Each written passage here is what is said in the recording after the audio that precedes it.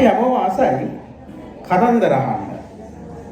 මම හිතන්නේ මේ කතාව හරි විශේෂිත වූ කතාවක් නේ. මම මේ කතාව කියන්න මේ විදිහට මුල පුරනවා. මේ කතාව මැද අහගෙන යනකොට ඔබට මේ කතාවේ ගොඩක් දේවල් දැක බලා ගන්නට හැකියාව තියෙයි. ඒ නිසා මම ආරාධනා කරනවා මේ මගේ පුංචි කතාව අහන්න මාත් එක්ක එකතු වෙලා ඉන්න කියලා. ඇත්තටම මේක සිද්ධ වෙන්නේ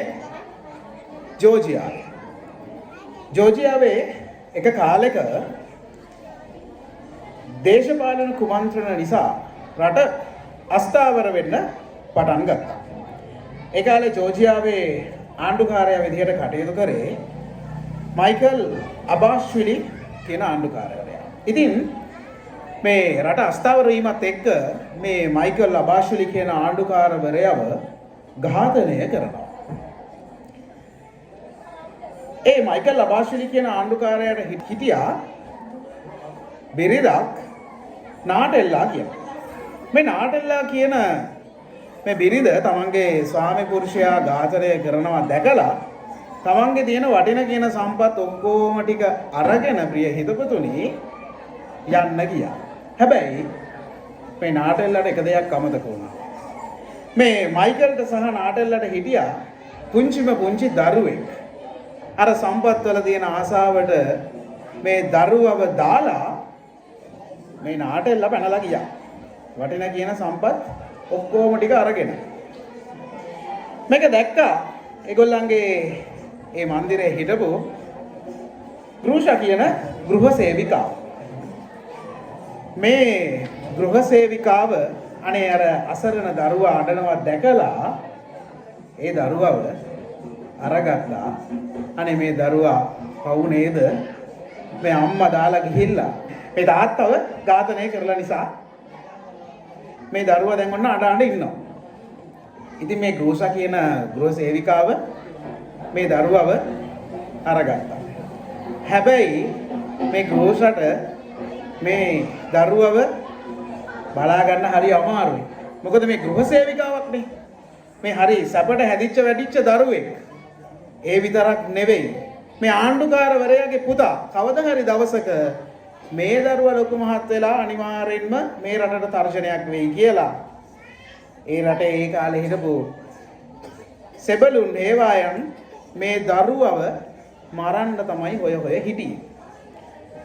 ඒ ගෘෂා කොයි විදිහට මේ දරුවා රැක ගන්න නැද්ද?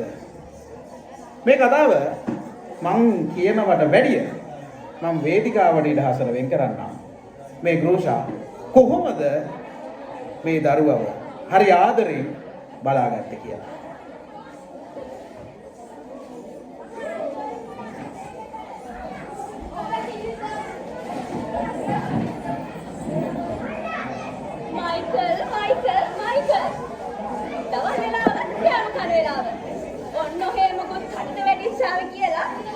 අපි ඉඳගමු මෙන්න මේ නරකල විශ්සේ. මොන දුෂ්කේ කිරිය මිසක් හානේ නෑ.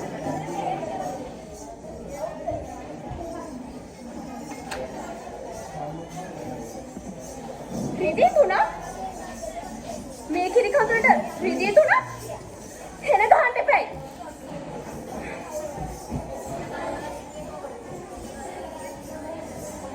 මයිකල්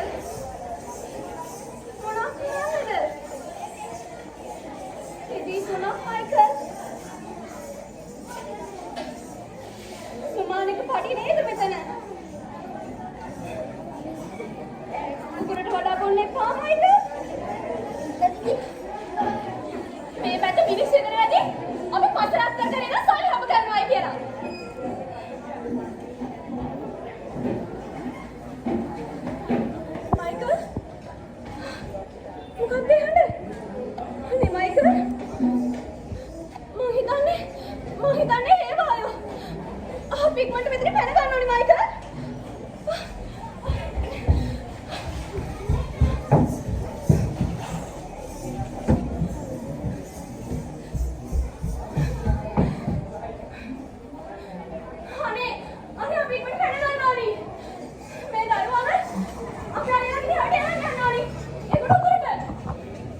එතකොට උතුරට යන්නේ කොහොමද?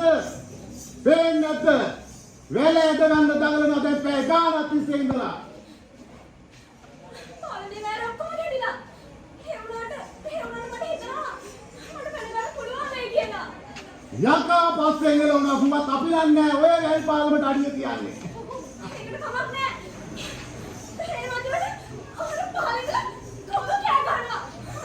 මම හිතන්නේ ඒවා අනේ මොනවද කියන්නේ කතා කරන්න එපා කියලා. මොකද හේවායෝ කවොේ පස්සෙන් එළවනවද? පස්සේ තමයි එනවන්නේ.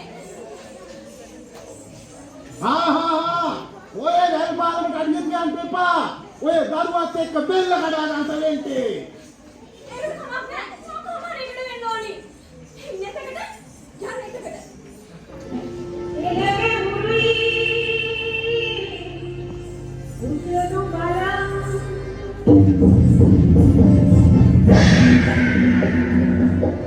සිනවින කොට කාලම දේශිය නිවන බලං. එළවෙන කොට වැල්පාලම දැසපියන් නිවන බලං. අපට පුති මගක් නෙදී මේ මගට අපට පුතේ මරක් නැතේ මේ මඟ මිස යමන් පුතේ. දිවිය මරයි මුඩුගේ බබලකි අපුති දෙවිය බලයි මුණ උනේ බබරකි යමන් පුතේ.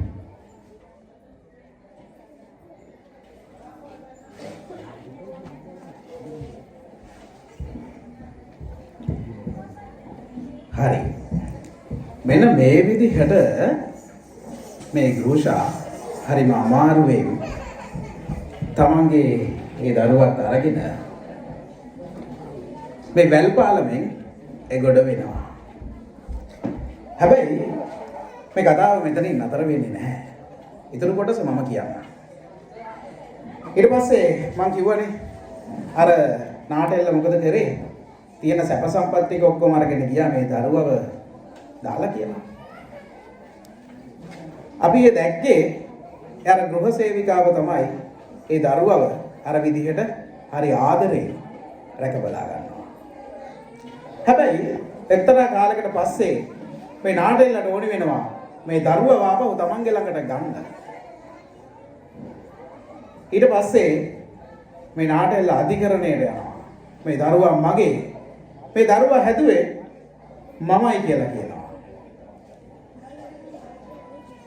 හැබැයි මේ ගෘහ සේවිකාව එහෙම නැත්නම් මේ ගෘහස කියන කෙනා කැමති වෙන්නේ නැහැ මේ දරුවා මේ නාටෙල්ලට බාර දෙන්න.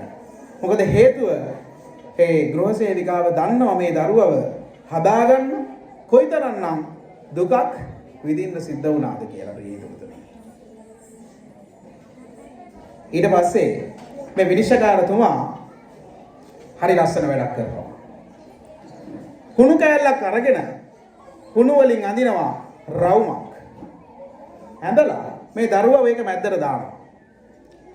මැද්දට දැම්මට පස්සේ දෙපැත්තේ ඉඳලා මේ නාටෙල්ලටයි ගෘහසටයි කියනවා මේ දරුවව දෙපැත්තට අදින්න කියලා. හැබැයි මේ මිනිසුතුමා කියන්නේ කවුද බලමු වැඩියෙන්ම ශක්තිවන්ත අම්මා කියලා දරුවව ඉක්මනටම තමන්ගේ පැත්තට ඇදලා ගත්තොත් මේ දරුවා අයිති වෙන්නේ ඒ කෙනාට කියලා කියනවා. හරි මේ දෙන්න දැන් සූදානම් වෙනවා දරුවව දෙපැත්තට ඇදලා ගන්න. එක අවස්ථාවකදී ගෘහසා දරුවව අතාරිනවා. ඇයි ඔබ අතෑරියේ කියලා ඇහුවට පස්සේ ගෘහසා කියනවා මට මේ අවස්ථාවේ මග ඇරුණා කියලා කියනවා. හැබැයි ඊළඟ අවස්ථාවෙත් මොකද කරන්නේ මේ දරුවව දෙපැත්තට අදිනකොට නාටෙල්ල අනිත් පැත්තේ දාන් හරිම වැරෙන් අදින්න පටන් ගන්නවා. හැබැයි ගෘහසා චුට්ටක් ඇදලා අතාරිනවා. ඒ ඇයි කියලා ඇහුවට පස්සේ කියනවා මේ දරුවට මේ දරුවා මරා ගන්නද උඹලා හදන්නේ මේ දරුවව දෙකට ඉරන්නද උඹලට ඕනි කියලා අහනවා. එතනදිම ඒ නඩු තීන්දුව අහවරයි. සැබෑම ආදරවන්ත අම්මා කවුද කියන එක ඒ නඩුකාරතුමාට තේරෙනවා. ඊට පස්සේ මේ නාටෙල්ලට නෙවෙයි වැදූමවට නෙවෙයි හැදූමවට ඒ දරුවව හිමි වෙනවා. ඔන්න ඔය කතාව ඔය විදිහට ජෝර්ජියාවේ සිද්ධ වෙනකොට ප්‍රිය හිතවතුනි තවත් අපූර්ව වනාන්තරයක තවත් හරිම ලස්සන කතාවක් මේ විදිහට වෙනවා.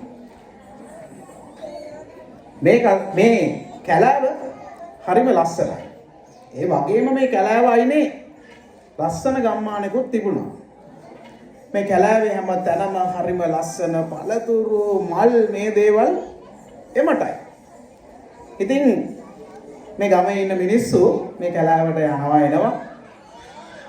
මේ කැලෑවේ තියෙන පළවැල නෙලාගෙන එන්න, දර කඩාගෙන එන්න.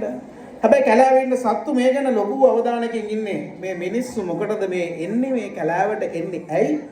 මටත් මේ ගමට ගියොත් මොනවා හරි කරන්න බැරි වෙයිද කියන එක ගැන මේ කැලෑවේ හිටපු සුවිශේෂී කෙනෙක් බලාගෙන තමයි හිටියේ. හරිම කපටි කෙනෙක් තමයි මේ ගැන බලාගෙන හිටියේ. අපි බලමු කවුද මේ ගම්මානයේ ඉඳලා කැලෑවට ගියේ? කැලෑවේ ඉන්න කවුද මේ ගැන ඇහැ ගහගෙන ඉන්නේ කියලා අපි බලලා ඊටු ටික කතා කරමු.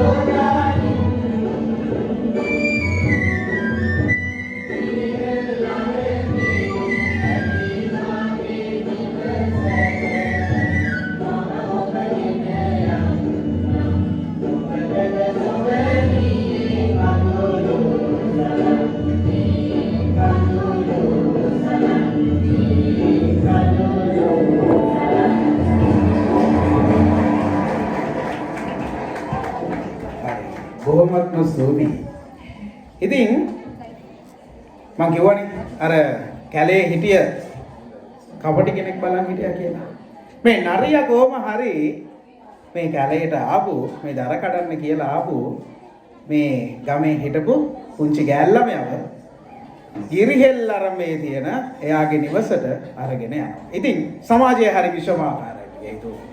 අපි මේ නරියාගෙන් දැක්කේ විෂමාකාර සමාජය. ඉතින් අපි මේ විෂමාකාර සමාජයට කොයි විදියටද මුහුණ දෙන්න ඕනේ කියලා ඒ විදියට කිව්වේ. ඔබ ඒ මුලින් දැක්කේ කුණුවට ඒ කතාවේ එන අපූර්ව නාට්‍යමය කොටසක් සහ ඔබ දෙවෙනවර ඒ දැක්කේ නරිබෑනා නාටකයේ තියෙන හරි අපූර්ව නාට්‍යමය ජවනිකාවක්. ඉතින් මේ වේදිකාවේ සම්පූර්ණ නාටක පෙන්වන්න බැරි නිසා අපි ඒ විදියට ලඝු කරලා ඒ නාට්‍ය කොටස් දෙක ඔබට ඉදිරිපත් කරේ. මේ සීතාවක සංස්කෘතික මධ්‍යස්ථානයේ නර්තන පාඨම සමාවෙන්න සීතාවක සංස්කෘතික මධ්‍යස්ථානයේ නාට්‍ය පාඨමාලාව හදාරපු අපේ පුංචි දුවදරුවන් අපි අත්පොළ සන්නාදයක් ලබා දෙන්න.